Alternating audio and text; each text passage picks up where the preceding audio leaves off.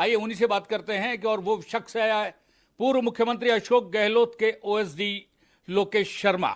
उन्हीं दिनों जब राजनीतिक रूप से बाड़ेबंदी की हुई थी, मुख्यमंत्री अशोक गहलोत ने अपने तरफ के जितने विधायक थे उन सबको होटल फेयरमाउंट में इकट्ठा किया हुआ था। तो 16 जुलाई 2020 को भी वो होटल फेयरमाउंट आए थे। उस दिन चूंकि मैं भी वहाँ था, और जैसा कि सुबह आके सबको संभालते थे, भाई सब लोग ठीक है, कहीं कोई निकल तो नहीं गया विधायक यहाँ से कहीं और दूसरी तरफ तो नहीं चला गया, तो वो उनका एक डेली का रूटीन बना हुआ था, तो उसी को फॉलो करते उस दिन भी वो आए थे। अब दोपहर बाद लगभग 4 बजे के आसपास उनके जो पीएसओ हैं रामनिवास जी, उनका मेरे पास कॉल आता है कि मुख्यमंत्री जी आपको याद कर रहे हैं, आप तुरंत निवास पे पहुँचें। मैंने कहा भाई क्या हो गया, अभी तो गई हैं यहाँ से, कि नहीं नहीं आप तुरंत पहुँचिए। तो मैं वहाँ से निकला कुकस से। अब यहाँ पहुँचने में क्योंकि दूरी बहुत थी मुख्यमंत्री निवास की, लगभग 1 से 1.5 घंटा मुझे लगा। इस दरमियान भी लगभग 3 बार मेरे पास उनके पीएसओ के कॉल आ गए कि आप जल्दी पहुंचिए। मैंने सोचा भाई ऐसी क्या हड़बड़ाहट है, क्या ऐसी मुसीबत आ गई कि मुझे बार बार ये कहा जा रहा है, इतना सा भी इंतज़ार नहीं हो रहा कि मैं वहाँ पे पहुँचूँ। जो समय लगता है वो तो लगेगा ही लगेगा। खैर, मैं वहाँ शाम को लगभग 6:30 बजे के आसपास पहुँचा। तो पिंक हाउस में, मुख्यमंत्री निवास के पिंक हाउस में मुख्यमंत्री जी मेरा इंतज़ार कर रहे थे। जैसे ही मैं पहुंचा, जाते ही उन्होंने मुझे एक पेन ड्राइव दिया अपने हाथ से, और ये कहा कि इसमें जो कुछ भी है वो तुरंत मीडिया को सर्कुलेट कर दो। अब चूंकि मैं मीडिया देखता था, आईटी देखता था, तो ये तो मैं प्रश्न कर ही नहीं सकता था कि इसमें है क्या, और मुझे वाकई पता भी नहीं था कि उस पेन ड्राइव में मुझे दे क्या रहे हैं, क्या मुझे सौंप रहे हैं।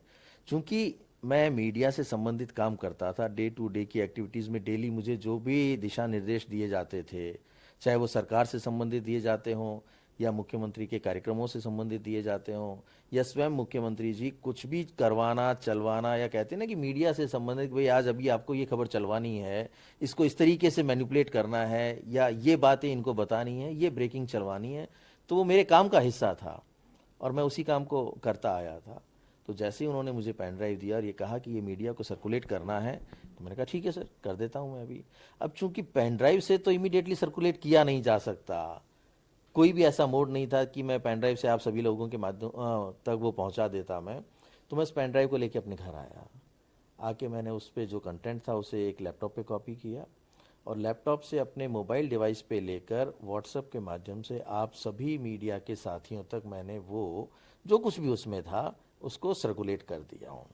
मुझे जब खबरें चली टीवी पे, जैसी ब्रेकिंग चली, उसके बाद मुझे पता लगा कि इसमें कुछ ऑडियो क्लिप्स थी जो मुझसे सर्कुलेट करवाई गई हैं। ठीक है, अब उनका कुछ फ़ायदा होगा इसमें, इसीलिए तो मुझसे कोई काम करवाया जा रहा है, या ये आज आवश्यक होगा इसलिए मुझे ये जिम्मेदारी दी गई है। मैंने कहा ठीक है, कर दिया। अब जैसे ही वो ऑडियो क्लिप्स रिलीज़ हुए, पूरे प्रदेश में अचानक से घटनाक्रम बदला, और अगले दिन कई मुकदमे दर्ज हुए, राजद्रोह तक के मुकदमे दर्ज हुए एसीबी में, एसओजी में, और धरपकड़ हुई। फिर कहते हैं कि धीरे धीरे धीरे वो मामला एकदम से शांत हुआ, और उस ऑडियो क्लिप को बाहर आने के बाद में सरकार बचने की तरफ अग्रसर हो गई। कुछ दिनों में मामला शांत हो गया, सब कुछ ठीक हो गया, सरकार बच गई, मुख्यमंत्री जी मुख्यमंत्री रह लिए, रह गए, बच गए, उनकी कुर्सी बच गई पूरी तरीके से। तो इस पूरे घटनाक्रम में अगर किसी को व्यक्तिगत रूप से राजनीतिक फायदा होना था तो वो एक ही व्यक्ति था, अशोक गहलोत, क्योंकि उनकी कुर्सी जाती हुई उन्हें नजर आ रही थी। और शायद वो सब कुछ इसीलिए मुझसे करवाया गया कि ऐसा होने के बाद उनको बहुत बड़ा एक कहीं से पुश मिले और वो इस सब चीज़ को मैनेज कर लेंगे। तो उन ऑडियो क्लिप्स को रिलीज़ करने से अगर सबसे बड़ा कोई राजनीतिक जिसको फ़ायदा लेना था वो उन्हीं को लेना था। मेरा तो उसमें कोई रोल ही नहीं था। मुझे एक पेन ड्राइव दिया, उसमें कंटेंट था, उसमें ऑडियो क्लिप्स थे, तो वो मैंने सर्कुलेट कर दिए। सब कुछ बहुत सामान्य हो गया। राजस्थान की राजनीति में एक घटनाक्रम का समापन हो गया कि एक सरकार अल्पमत में आई, या लाया गया, या ऐसा माहौल बनाया गया कह सकते हैं। लेकिन बाद में 3-4 महीने के, 2-3 महीने के अंतराल में चीज़ें ठीक हो गई और सरकार अपना नियमित काम करने लगी। अब देखिए परेशानी कहाँ से शुरू हुई। 2021 में मार्च में तत्कालीन केंद्रीय मंत्री गजेंद्र सिंह शेखावत जी मेरे खिलाफ एक एफआईआर दर्ज करवाते हैं कि लोकेश शर्मा ने मेरे टेलीफोनिक कन्वर्सेशन को इलीगली इंटरसेप्ट करके सर्कुलेट किया है। सीधे तौर पर एक बहुत बड़ा आरोप, कई धाराओं में मेरे ऊपर केस दर्ज हुआ, लोकेश प्लस अन्य, अन्य में नाम नहीं था कोई भी और, ठीक है। तो जैसे ही वो एफआईआर दर्ज हुई, मुख्यमंत्री जी और तमाम अधिकारियों के चेहरे पे चिंता की लकीरें आनी शुरू हो गई कि अब इससे कैसे निपटा जाएगा।